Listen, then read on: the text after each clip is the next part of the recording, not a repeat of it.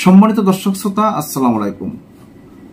পিরিজপুরের primary স্কুলের প্রধান শিক্ষকের অফিস কক্ষে বঙ্গবন্ধু শেখ মুজিবুর রহমানের ছবি টানিয়ে রাখার কারণে প্রধান শিক্ষিকাকে চাকরি থেকে বরখাস্ত করেছে, এমনটাই আমরা শুনেছিলাম। কিন্তু আজকে এই সংবাদটা এসেছে বিপরীতভাবে। আজকের জনপ্রিয় পত্রিকা কালবেলার একটি শিরোনামে দেখেছি, বঙ্গবন্ধুর ছবি টানানো সেই শিক্ষিকা দুর্ব্যবহারের জন্য বরখাস্ত। এই শিক্ষিকাকে বরখাস্ত করার বিষয়টি যখন সোশ্যাল মিডিয়ায় সরাসরি হচ্ছে যে বঙ্গবন্ধুকে ভালোবেসে, বঙ্গবন্ধুর আদর্শকে ভালোবেসে প্রধান শিক্ষিকার অফিস রুমে তার বঙ্গবন্ধুর ছবিটি টানিয়ে রেখেছিল।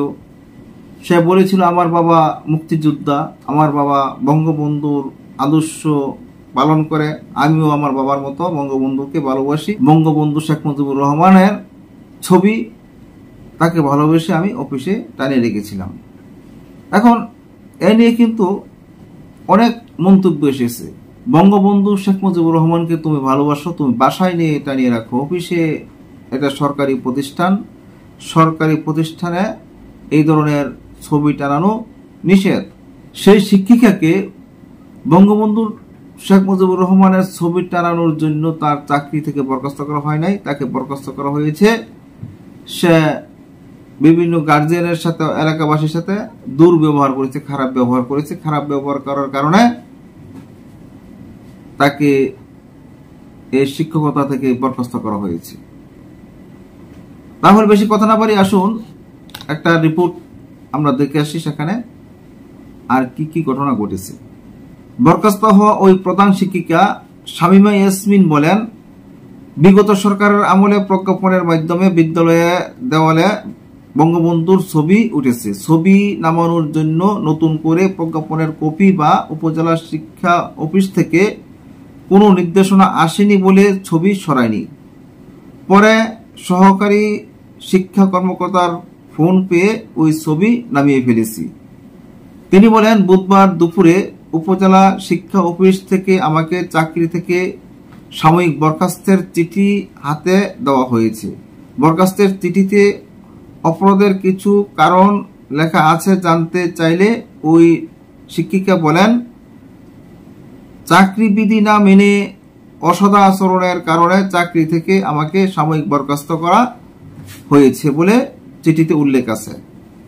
ওই বরখাস্তের চিঠি দেখতে চাইলে বরখাস্ত হওয়া শিক্ষিকার স্বামী মোহাম্মদ হাফিজুর রহমান বলেন, আমরা লোকাল প্রশাসন খেপাতে চাই না, দেখি ভালোই সমাধানে আসতে পারি কিনা। যদি না পারি তাহলে সাংবাদিকদের বিষয়টা জানাবো। এ বিষয়ে নেসারাবাদ উপজেলা সহকারী শিক্ষা কর্মকর্তা মোহাম্মদ গিয়াসউদ্দিন বলেন, বিদ্যালয় থেকে বঙ্গবন্ধুর ছবি নামানোর জন্য চিঠি আকারে কোনো নির্দেশনা দেয়নি, তবে ভিতরে আমাদের ছবি নামানোর জন্য একটা নির্দেশনা ছিল। আমি আমার ক্লাসটারে সবাইকে ছবি নামাতে বলেছিলাম, ওই শিক্ষিকা কেন নামায়নি আমি বুঝি না। তাহলে ছবি না সরানোর অপরাধে কি ওই প্রধান শিক্ষিকাকে সাময়িক বরখাস্ত করা হয়েছে? এমন প্রশ্ন করে পুনরায় জানতে চাইলে তিনি বলেন, চিঠিতে কি লেখা আছে আমি জানি না। এ বিষয়ে জানতে চাইলে নেসারাবাদ উপজেলা প্রাথমিক শিক্ষা কর্মকর্তা খন্দকার জসিম আহমেদকে একাধিকবার ফোন দিলেও তিনি রিসিভ করেনি। পিরিজপুর জেলা প্রাথমিক শিক্ষা কর্মকর্তা মোহাম্মদ মোস্তফা কামাল বলেন, ছবি টানানোর জন্য নয়, বিদ্যালয়ের অভিভাবক এবং এলাকার মানুষের সঙ্গে দুর্ব্যবহার করার কারণে ওই শিক্ষিকাকে চাকরি থেকে সাময়িক বরখাস্ত করা হয়েছে। মোট কথা সবার সঙ্গে অসদা আচরণের কারণে তাকে ওই সাজা দেওয়া হয়েছে। এখন তার বিরুদ্ধে বিভাগীয় মামলা রুজু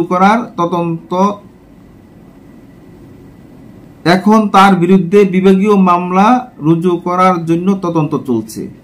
তাহলে শেখ মুজিবুর রহমানের ছবি টাঙিয়ে গণমাধ্যমে আলোচনা আসার পরেই কেন তার বিরুদ্ধে এই ব্যবস্থা, এমন প্রশ্ন করে জানতে চাইলে ওই কর্মকর্তা বলেন, প্রধান শিক্ষিকা শামীমা ইয়াসমিনের বিরুদ্ধে পূর্বে থেকেই অনেক অভিযোগ শুনেছি।